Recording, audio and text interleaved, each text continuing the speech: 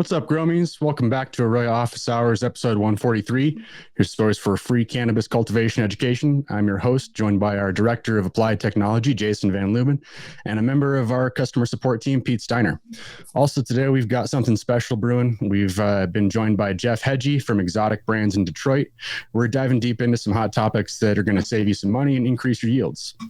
Here's what makes this conversation a little unique. Jeff is running a mixed operation with 3 single-tier rooms, 6 double-stack rooms, and a double-stack veg room. That means he's got a lot of real-world experience running both types of systems, single and double-tier, and can give us a lot of straight talk on how that actually works in practice. We're also going to cover sensor density and placement strategies across different substrates and room types, budget-friendly ways to start taking some data, the real differences between single and multi-tier, and the effects of heat stratification and double-tier setups on your cola development and certain types of cultivars. Jeff brings the real world experience from Detroit's challenging market. So get your notebooks ready, Gromies. So let's get into it. Jeff, you want to start us off and introduce yourself and tell the fans a little bit about who you are and what you've been up to? Yeah, my name is Jeff Hegyi. I am the Director of Cultivation for Xotic Brandz here in Detroit, Michigan. I've been growing since 1999 at scale in the legacy market, and about 12 years ago, got into corporate cannabis, and ever since then, it's been an awesome learning experience. And I'm a fool to what I don't know, so I'm always willing to learn and always willing to teach people. I'm not a gatekeeper, and I love what I do. That's awesome. I think that you share a lot of values with us in that regard. It's, I think, one of our favorite parts of what we do to be able to get to share a lot of this knowledge and help keep people, being successful in whatever way they're running their cultivation out there today. So I want to kind of get into the first segment here of sensor density and placement fundamentals. So I know we've talked a lot about this in terms of what we recommend to customers out there in the field. However, one of the things I run into is that a lot of our recommendations were kind of aimed at single tier setups. And now that we're seeing a lot more double and triple tier setups, I'm kind of wondering how you approach the question of sensor density and kind of how you've decided to kind of settle on the numbers that you have in your facility. So I would say, obviously, the 10 by 10 is obviously great. It's a great way to start. It's a great way to approach anything when it comes to that. But as square footage gets bigger, more cultivars are added to said room, you will need more sensors. It's just what it is, because you're going to have different drybacks as you're driving plants. Obviously, a Runs plant is going to drink different than a Cushman's plant. So how do we approach that, and what's the best way, I would say, to bring value to the team, but also make it make sense? Like, at the end of the day, it has to make sense. With obviously prices the way they are, yields need to go up and costs need to go down. Hence why a lot of people have switched nutrient companies, going from liquids to salt, so on and so forth. My approach to sensor density, and I know this is going to sound biased, is more the better. The more data I have that I can look at every day, the better I'm going to be able to make informed decisions and steer that plant the way I want to. Now, for all groups, that's a little difficult. It is difficult for some groups to invest that kind of capital into that. And I feel it's very important to allocate funds, just as it is to allocate funds for genetics. I feel it's very important to allocate funds for sensors. So your sensor density is, I would say, at max capacity, whatever that is for your facility, whether you're running a 20 lighter at your home or whether you're running a 200 lighter per room at a 50,000 square foot facility. So I think it really depends on what you're trying to achieve. So it's a tough question to answer, but I think more sensor density is better because you just have more data inputs to read off of. Sorry if that wasn't a great answer for this. No, I think that actually is it's a great answer to get us started off with. I think Jason's original recommendations were always like, one sensor per 100 square feet as a minimum in terms of what you're going to be wanting to run with. What do you think about the differences, Jason, between what Jeff's kind of proposing to most growers versus what we've traditionally said to people?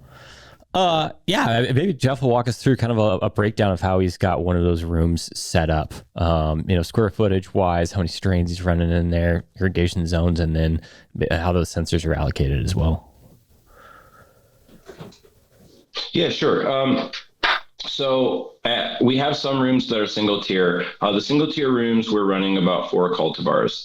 The double tier rooms, each bench is about 50 feet long on both tiers, and each one gets 2 sensors per tier. So that'd be 4, I guess you'd say 4 nodes is what I call them, or 4 probes per tier. So I think that the way that the single tiers are laid out, I think is a little more conducive for my style of growing, because I think I'm always a less is more kind of individual. With the single tier, it's a lot more straightforward, especially when driving that plant the first 21 days. Whereas the multi-tier, some of my rooms have, and this is going to sound crazy, but it's what the group wants, we have up to 10 cultivars in a single room. Now, all those are on different solenoids, but I do play musical ball valves in that first 2 to 3 weeks. It's just what it is. I have to jump around to make sure that I'm getting low enough so that I'm rooting in, we're on slab, that I'm rooting into the slab, but also that I'm not making my slabs aquaphobic at the same time. So it is a delicate balance, but at the same time, I feel my single tiers, and it's just a personal thing, I think my single tiers perform a little better when I'm actually trying the crop steer versus my double tier. And I think, like when I was talking to Cian before, a lot of factors come into that, especially with the microclimates, which is obviously going to make your substrate dry back faster. Lights, heat trays, that's just the nature of the beast. No matter how much airflow I have pushing in my tubes underneath, pushing air down, I am heating those trays. So when I'm looking at, for instance, we're growing a strain black maple. I have black maple on the bottom of zone 2, and I have black maple on the top of zone 2. I've noticed that the top tier dries out extremely fast because those lights underneath are heating that tray. Do I think that my yield is bigger up top? 100%. I don't know why. I know that the substrate is warmer and I am feeding more, but I am noticing a way higher grams per square foot on that top tier. I guess to answer Cian's question here is, I think that, starting recommendation, it sounds like you're pretty close to what we're working with. And you nailed it when you talked about, hey, the more variables we have in there, the more sensors that we're going to need in order to build a representative sample, right? Anytime that if I'm working off of, say, one sensor in a area that's trying to represent a whole strain, 10 strains in there, for example, one sensor in a strain is just really not enough. There could be so many things going on that plant is not representing it as a population. And I don't know how many times I reference my sensor density growth behavior YouTube thing, but basically, talking about the statistical performance of it. And even at our recommendations, when we're talking about 1 sensor per 100 square foot is nowhere near even a statistically significant number. So a lot of times we're just trying to get by the luck of the draw, find a plant that is representative, and then also think about what is the uniformity across the area of plants that data is trying to represent. I love that point. That's great. Yeah, I fully agree with that. Going.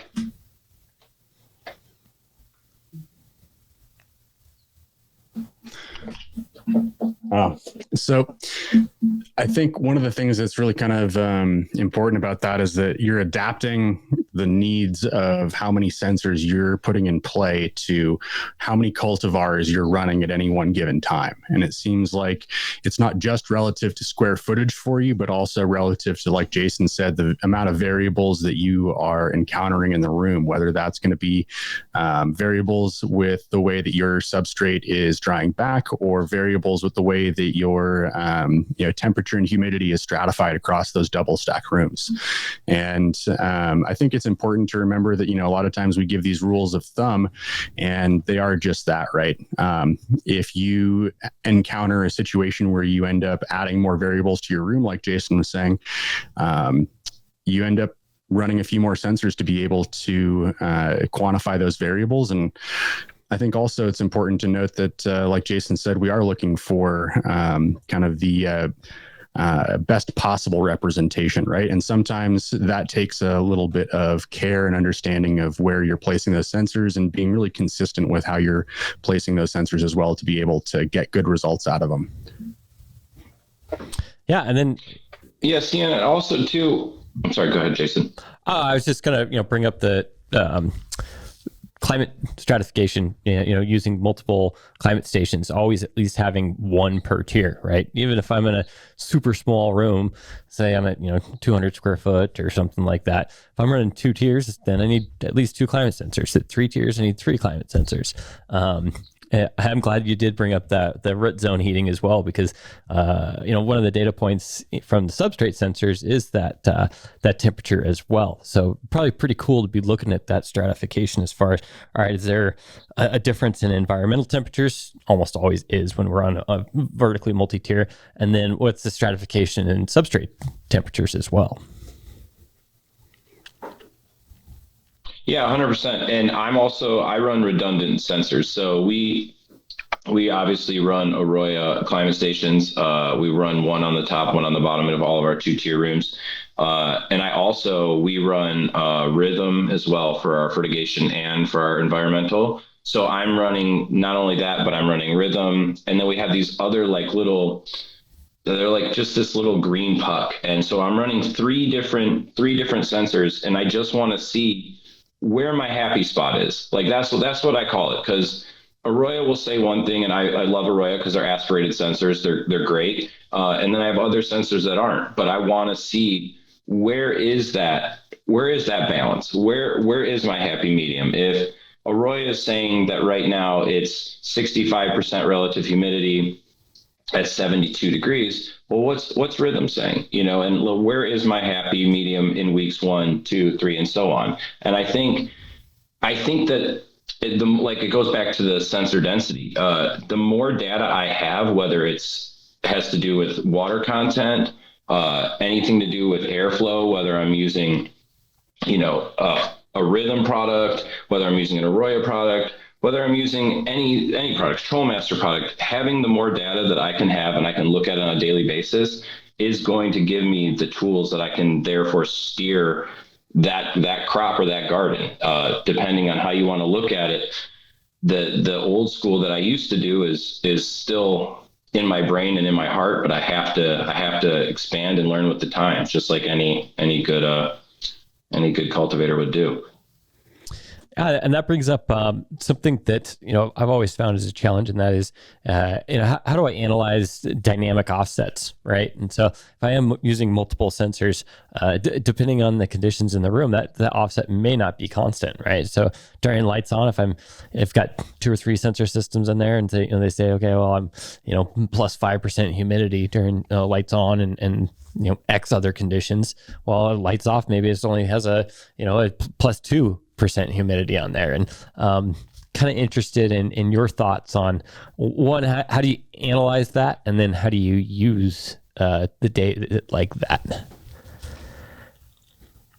I'll be honest, it's all over the place. Just be the first one to say it. It's all over the place. And I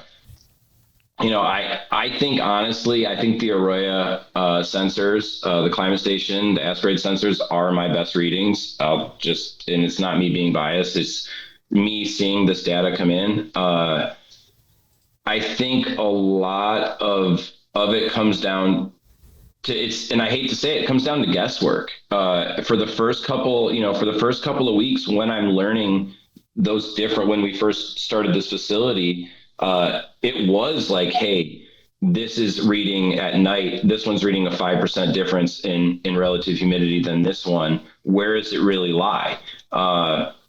And over time, you kind of can notice little things with the cultivar. Like if you've grown a certain cultivar before, like lemon cherry gelato, you can see certain things that you're like, okay, I know this one likes a lot of light, or I know this one likes a little less water. And I can therefore go back and look at the data, whether it be for moisture, humidity, or whatever it may be, and make those calculated decisions. But for the first, when using multiple sensors, yeah, it's guesswork at first, and then you start to implement it. And I know it sounds crazy.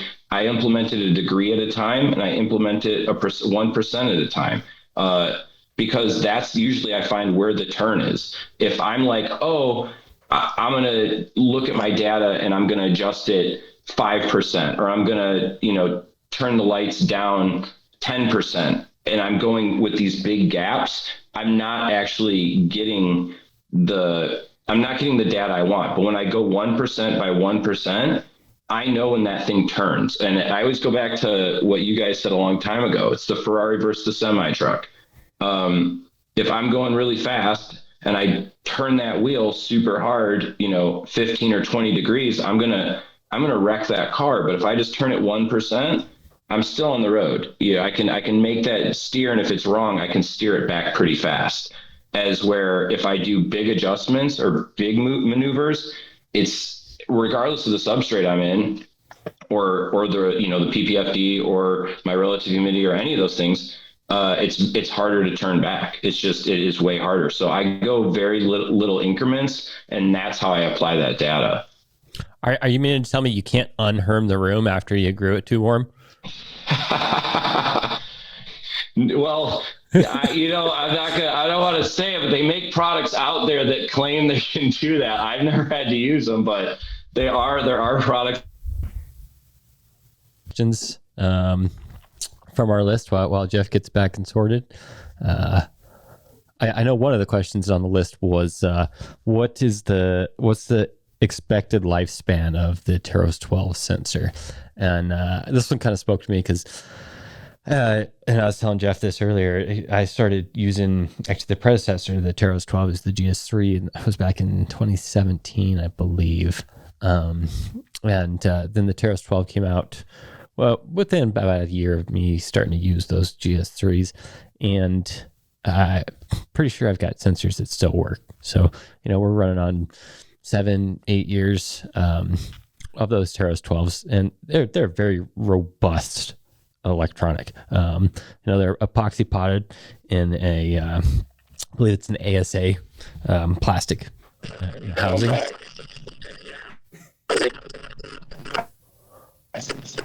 Sounds so weird. And I wouldn't be surprised in another 7 or 8 years if those Teros 12s are still working just fine.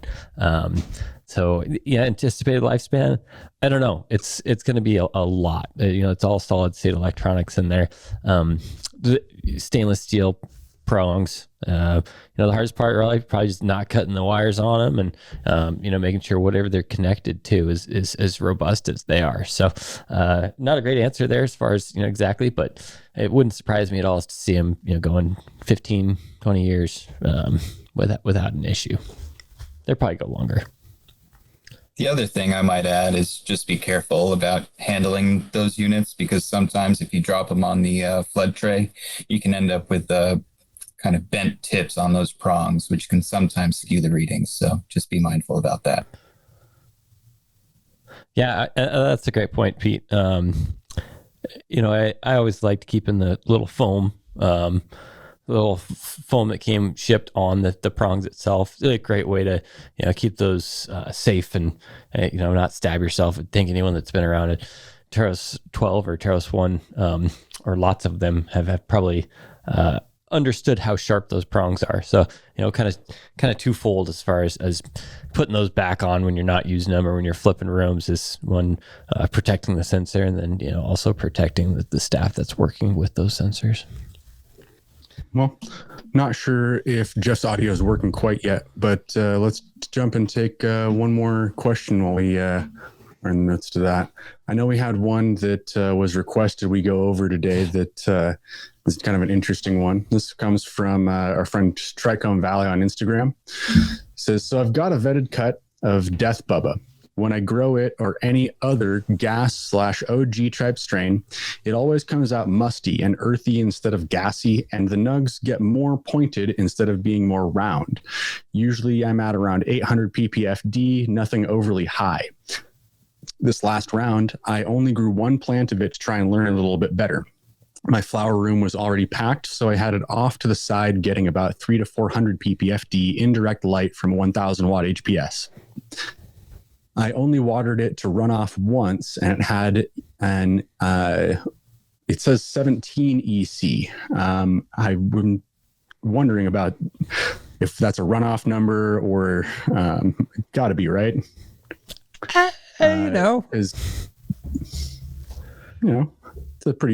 It's a strong number. No burning, very happy plant. This plant is super gassy. Nug shape is round.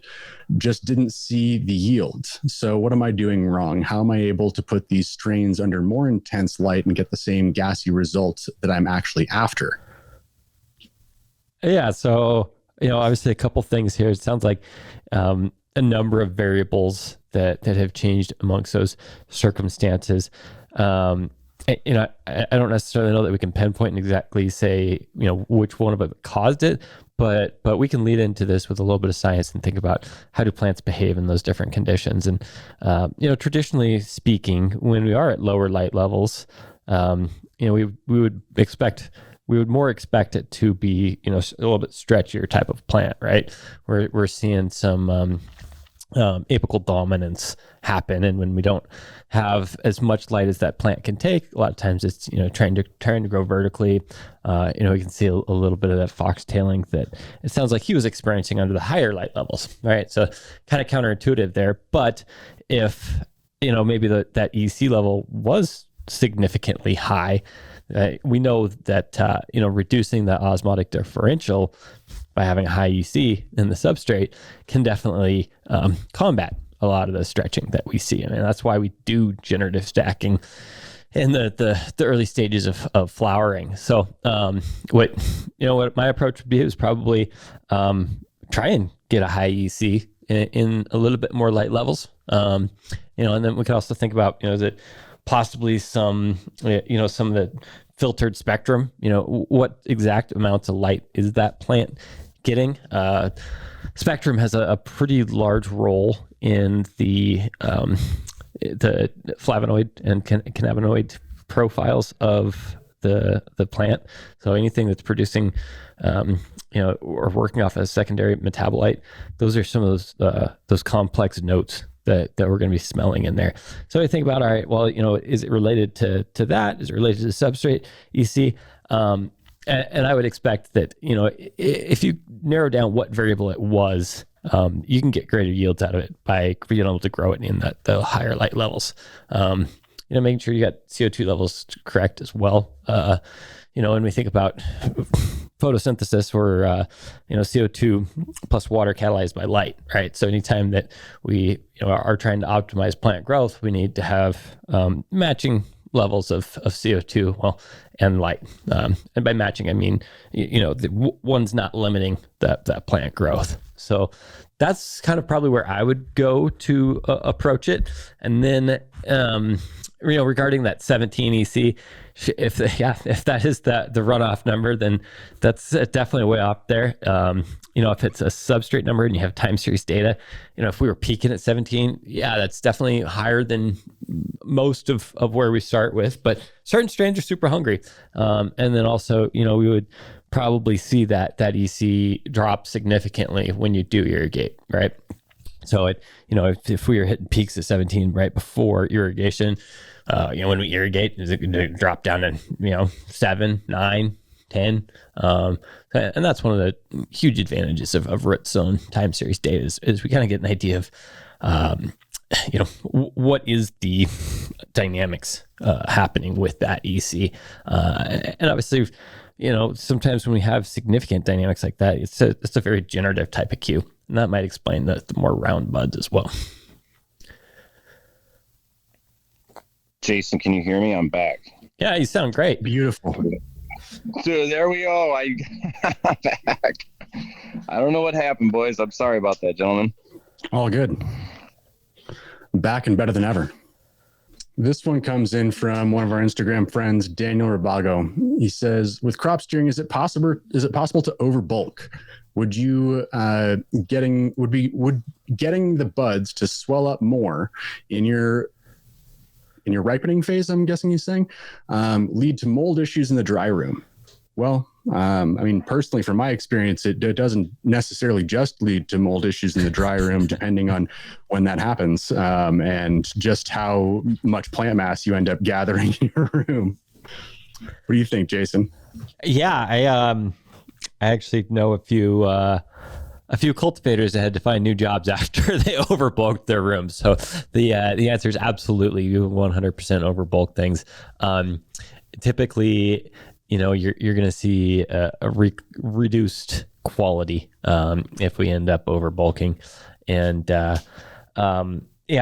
obviously, there's going to be some compromise between quality and yield. And that's one of the reasons that we are able to work with shifting these strategies and talking about both intensity and duration in respect to what a strain's preference is, because certain types of plants are going to be very resistant to overbulking, if you will, and so your crop steering strategy that might work great for one strain may end up blowing out another type of strain. So that's where, lots of good documentation comes into play. It's taking the effort to try and start optimizing each genetic potential from the crops that you have in there. And anytime we're working with so many strains in a room, and we start getting there in the, say, 10 strains in a room, it sounds like Jeff's got 10 strains in some rooms.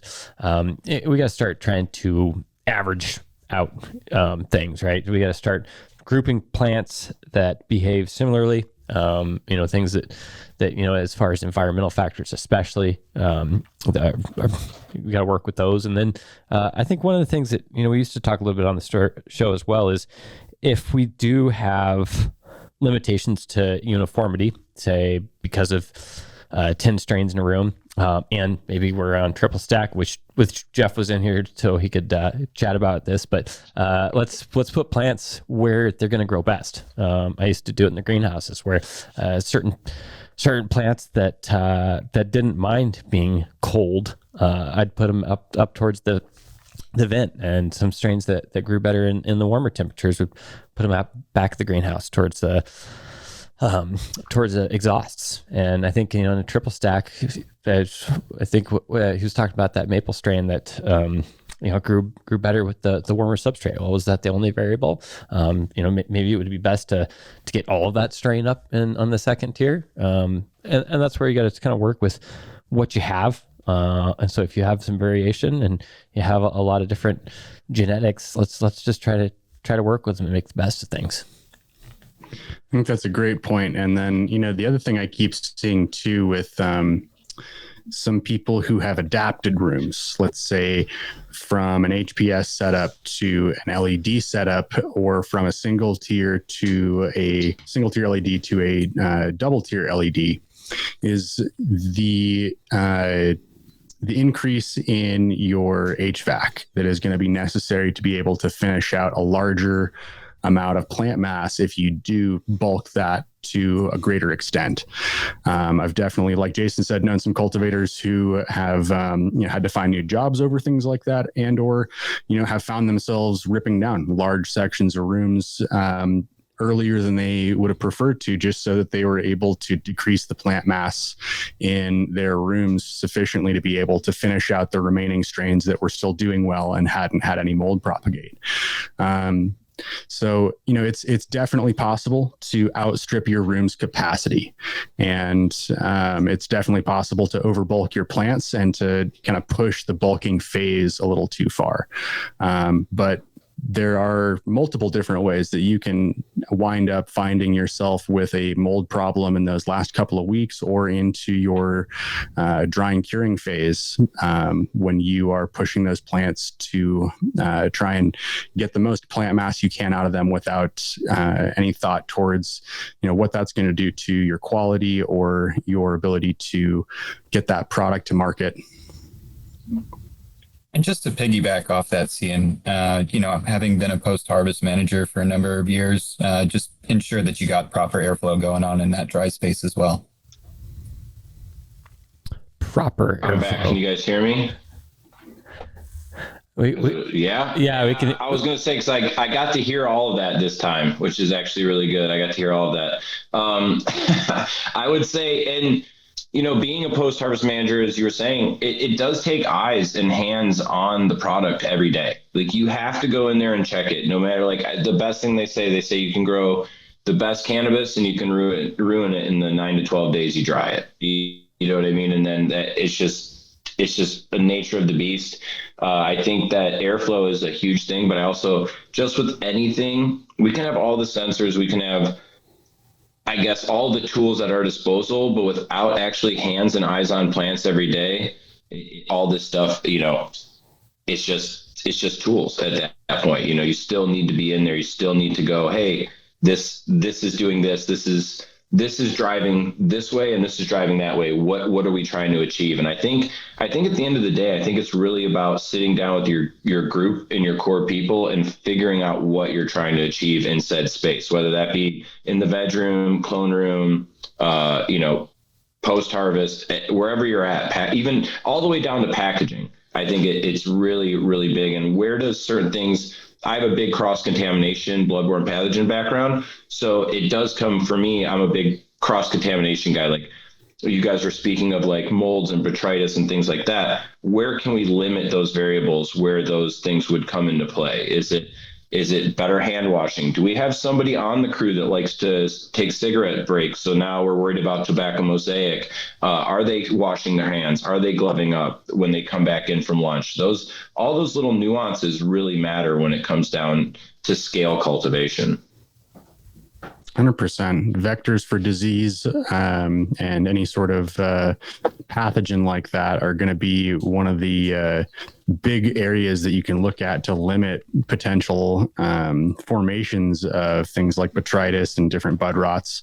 However, one of the big things that I always like to also remind people of is not just those vectors for the initial infestation, but also how are you caring for the ability of your system to prevent against those from spreading further, and how are you managing the amount of plant mass in a room that your system is going to be ultimately capable of keeping at the right kind of relative humidity to be able to finish out well without hitting those levels that are going to be most susceptible for botrytis to grow.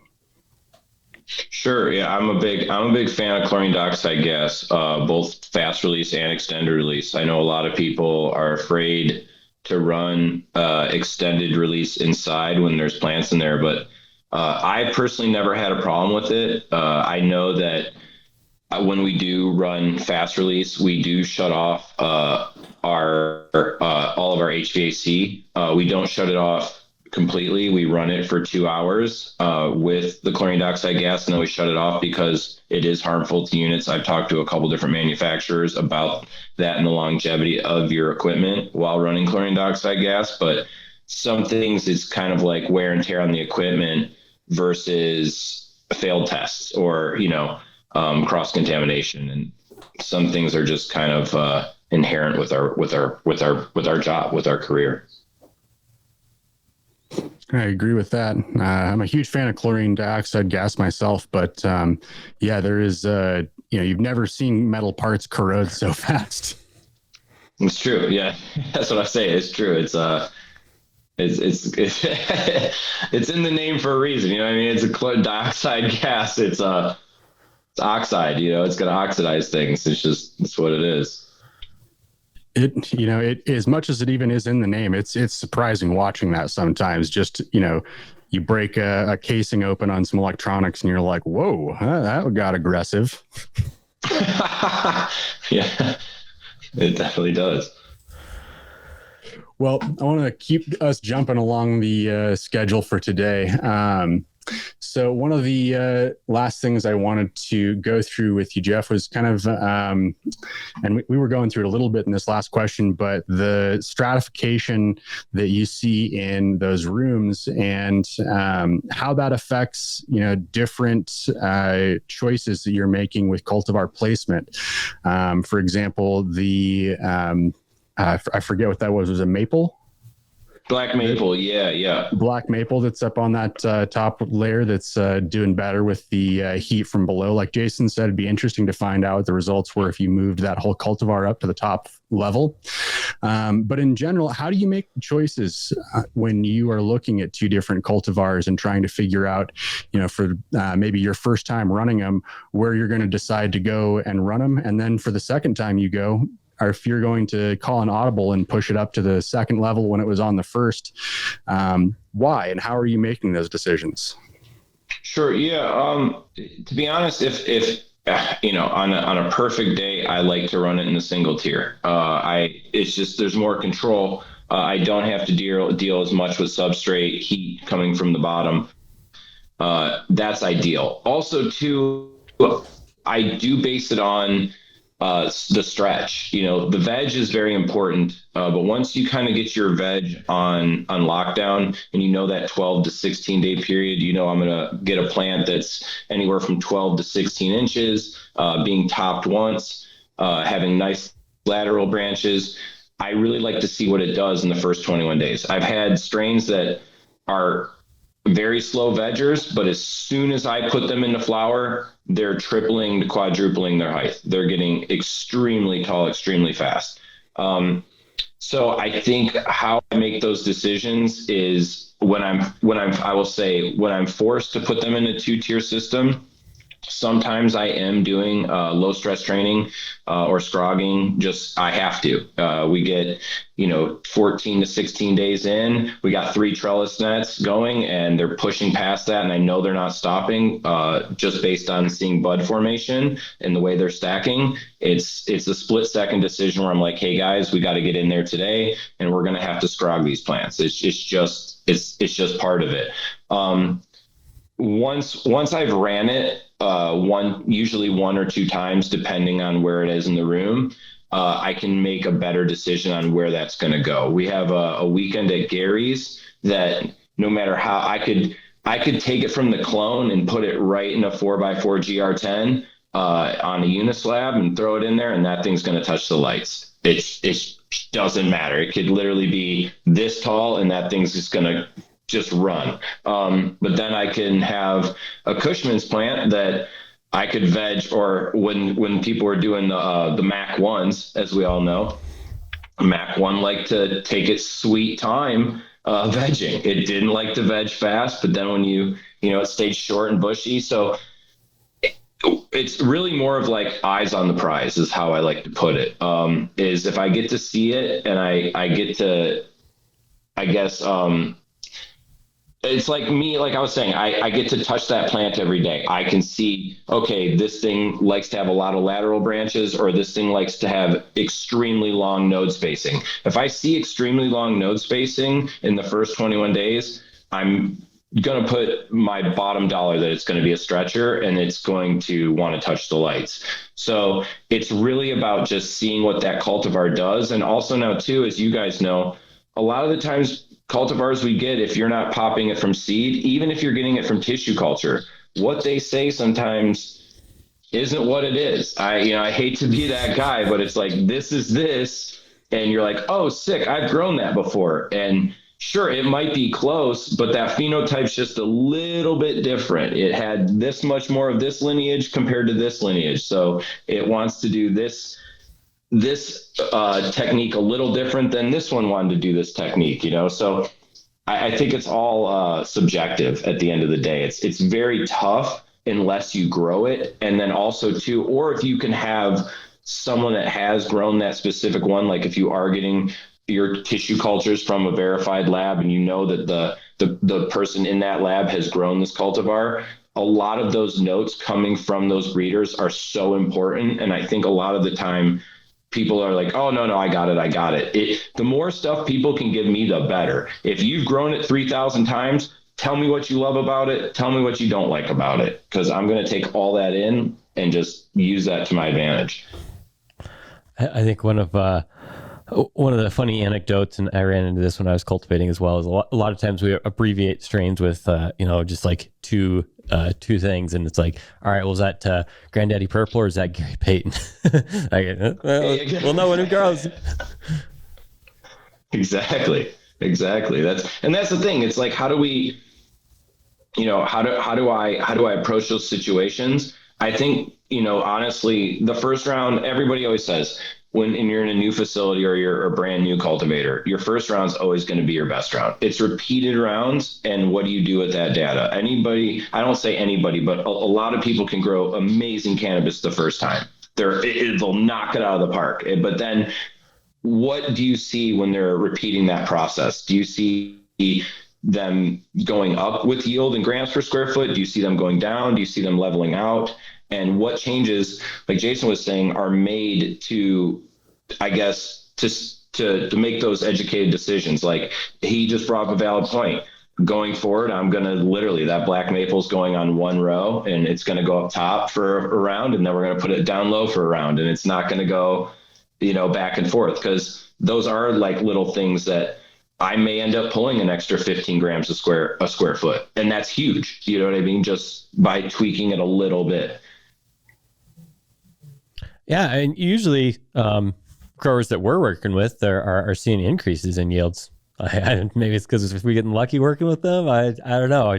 Helping them utilize the tools, give them as much insight as we can, and encourage that they do some of their own learning and stuff. And it's a lot. Most of the ones I like to think they're getting better, but you're exactly right. How repeatable is the process? Exactly. And I speak in these terms more of like, because I know that this goes out to a lot of people, and I always remember where I came from. Even though I, grew thousands of plants outdoor and I was growing at scale before many were, I still remember my first 4-lighter in my basement. And I know that there's people that listen to this show that are like, they don't have all the tools. They don't have all the money. They don't have all the equipment that we get to play with every day. We're very fortunate, and I'm very blessed to have that opportunity. But I also want to make it easy for people out there that this is their first round and they've never done it. And if I can help them grow a successful round, that's what it's all about. This industry for me, like I said when I first did my little opening with you guys, is I'm not a gatekeeper. I don't feel there's no benefit in me gatekeeping knowledge from people, because the more knowledge I give to them, they might know something I don't. And that knowledge to me could be worth its weight in gold. You never know. I think that's one of the beautiful things about our industry, is that we get to have this awesome community of people who are really invested personally in trying to further the science and further how much we can really push this plant to be able to kind of fit these mythical ideals that not so long ago even I thought were entirely impossible. Looking back, I want to say like 8-9 years ago, if someone had told me that people would be hitting regularly over 100 grams per square foot, that would be wild to me. And, here we are today with people, pushing the boundaries of what you think is possible in any given space these days, and hitting numbers that I would have just totally thought were ludicrous years ago. But I think that that's kind of the beauty of this space, is that there's so many people who are invested in trying to help make sure that other people out there are learning and trying to profit by all the mistakes that those of us have made, just trying and seeing how things worked over the years for ourselves. Yeah, it's awesome. It's an amazing space to be in. And I can't be more thankful for the life that I have in this industry. It's, a lot of my friends left the industry, and a lot of them continued on the same path I did. So, I'm very blessed. I think we all pretty similar in that regard. It's a privilege to be able to do what we do and be able to help everyone try to grow better plants and to get the most out of what they're doing in this industry. One other thing I kind of wanted to throw at you before we leave off for the day. I know Michigan's kind of a wild market these days, ups and downs. How do you feel operating a new facility in Detroit these days? What's that like? It's cool. I'm super excited. I'm not a fool to what this industry is doing. I know like right now, a lot of people are getting scared and they're saying it's a race towards the bottom. I think it comes down to a couple things. I think it comes down to quality. I think it comes down to building a good brand and a good team. I think how you treat your employees gives you great employee retention. And I think employee retention in our industry is huge. If you have happy employees, you're going to have great results. Right now in the tiers, we're pulling anywhere from 80 to 92 grams a square foot. So we're crushing in the tiers. I can't be more happy with that, but I also know that comes down to my team. I could never do this without them. That being said, our metric prices doing not great right now. Yeah, 100%. But is that across the board, across the country? Yeah. Everybody I talk to from Colorado to Oregon, California, it's taking a hit. It is. And I think right now in Detroit, it's a very good time to just hunker down and keep doing good practices. I think a lot of people are going to get scared and do what I call the cannabis industry, and I know this sounds terrible, but we're like carnies back in 5-10 years ago, we're carnies. It's like, oh, did you hear what state's opening up? I'm going there. Things are $3,200 a pound. I gotta go. We gotta leave. And then they'd leave and they'd go there and they'd ride that wave for a little bit. Well, that wave now we're all seeing is starting to go away because every state's coming online. So I think we're just at a hunker down stage now and just like build a good group, a good core of people, and try to take up as much market share as you can to stay afloat. I won't even say stay profitable, because I think that is it's tough now. It is tough. Like Michigan, we have, they did a thing the other day where they said if everybody in Michigan stopped producing cannabis right now, how long would we have cannabis for? And they say it's a little over 2 years. And obviously it's a perishable item, but it's like 2 years. It's like, that's a lot of extra cannabis in the market. So yeah, I think we just have to hunker down, stay positive with it. And no matter what happens, fix it and figure it out. Just kind of like my headphone and mic situation. It's like, just fix it and figure it out. Yeah, I think another good thing to do is, think about how it happened up in Canada, right? They went through this, obviously a little bit different because it was a nationwide legalization, but they way oversaturated the market and saw that as well. So anything that we can learn from what has happened in these, it's going to be helpful. And it sounds like you're right on as far as fairly typical business practices of build a good team, right? Start to reduce wasteful costs, automate things that you can, make smarter decisions using data and science. So those are all the things that race to the bottom is kind of a tough way to say it. I always think it's just a competition to be the top. Yeah, no, you're right. That's the term that everybody's been using lately, is the race to the bottom. But it's like, any business is going to have competition. Yeah, it's just what it is. And I think right now too, the cannabis industry reminds me of right now of like the beer industry when everybody was doing like high volume beers back in like the early 2000s. Everybody was making an ice beer. So now everybody's trying to hit these 27 to 32% THC. You know what I mean? It's our ice beer era, you know? So it's like, when will that settle out and we go back to actually like growing strains that everybody enjoys? You know, I think that's a big thing. Cian and I were talking about that as well. And I think that'll come back. I think that'll be a thing. I think that'll come back. I think so too. Thanks, Alex. I think there's more and more of it. You know what I mean? Every facility that I've been visiting in the past 8-9 months has had a tray, not much more, but like a tray of just green, never going to turn purple, skunky, gassy, old smelling stuff that, you know, you don't see a whole lot of on the shelves these days. And a lot of these places aren't necessarily growing it as, you know, a big money maker for them, but it's starting to pop back into the variety. And I do hope that continues. And I do hope that we get to see a little bit more of that. And I think, you know, price compression in our market has been rough for everyone. I also think that our industry is still agriculture, right?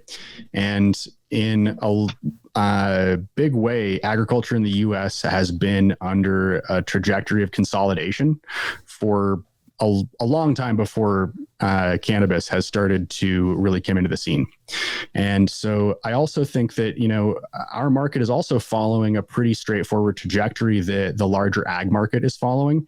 And, you know, the increase in our production costs when it comes to energy or when it comes to fertilizer or when it comes to labor pools are, you know, not necessarily just specific to our industries.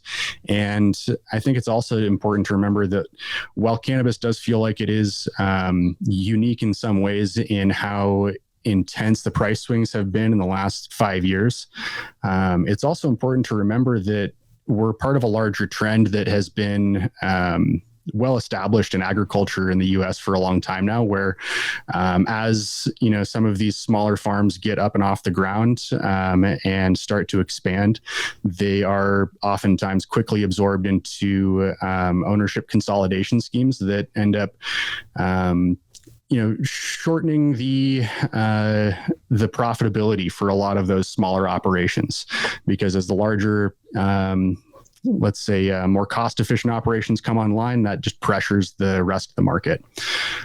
So even though that in some ways is intense to last through, what it also is going to mean is that there are going to be winners. And you know, if you're creating quality product and you're able to keep your consistency within a narrow margin, I think that's going to be one of those metrics that really does predict whether or not you're able to be successful. And a lot of that comes down to things like what Jeff was talking about with being able to keep quality staff and make sure that, you know, you're not seeing institutionalized knowledge that's been built up over the course of a career walk out the door. Yeah, no, Cian, you're right. And two, it's like a lot of people now, it's like we're looking at people that are new and, you know, like I said, I'm 45. I'm seeing people come into this that are in their 20s and they want to build a career out of it. And I want to give those people the tools that, you know, I had to learn the hard way. You know, if I can teach that person, because that person's going to go home and they're going to dive into all of the old stuff and all of the new stuff. And they're going to come back and they're going to go, hey, what do you think about this? And I might say, well, that applies really well, or I may never even heard of that. Let's look into that deeper. I want to give those people, you know, they might be starting out as a $20 an hour employee, but I want to give them the power to eventually, you know, be a director of cultivation or whatever they want to, wherever they want to take it. You know, I think it's very important to, you know, the youth's the future. So it's like, if we give the people that are coming up behind us the tools to be successful, I'll be successful in the long run, because those people are just going to back me up on anything I need help with. And I don't know. I think it's very important to, I always say, like, and I've said it, this is my third time, don't gatekeep, guys. Spread the knowledge, spread the love. If you do that, like, you will be successful 100%. Plant the seeds and reap the rewards, right? That's right. That's right. Well, I should probably round us on out towards our finish for the day. We're headed just a little ways past our normal hour mark. But it's been an awesome conversation. I'm sure we're going to have quite a few more, Jeff. You're a lot of fun to talk to, and I'm going to try to keep tabs on what's going on over there in Detroit from time to time. I want to thank everyone today for jumping in and watching our office hours segment for the day. Episode 143, huge thanks to Jeff Hegyi from Xotic in Detroit, sharing your knowledge and your real world experience with us. If you want to learn some more about AROYA, please contact our sales team at sales@aroya.io. If this episode's helped you level up your cultivation game, smash the like button and subscribe if you haven't already. Share this with your grow crew. Your questions drive the show, so keep them coming in. DM us, email us, send them into sales@aroya.io or into our Instagram account. If you like the show, please give us a like or a follow or review wherever you're tuning into from today. And remember, we're here dropping free cultivation education because we believe every grower deserves access to the knowledge that can transform their operation. Until next week, keep growing, keep learning, keep pushing the boundaries of what's possible. And like Jeff said, don't gatekeep. All right, guys, we'll see you next week. Thanks, Jeff. Thanks, guys.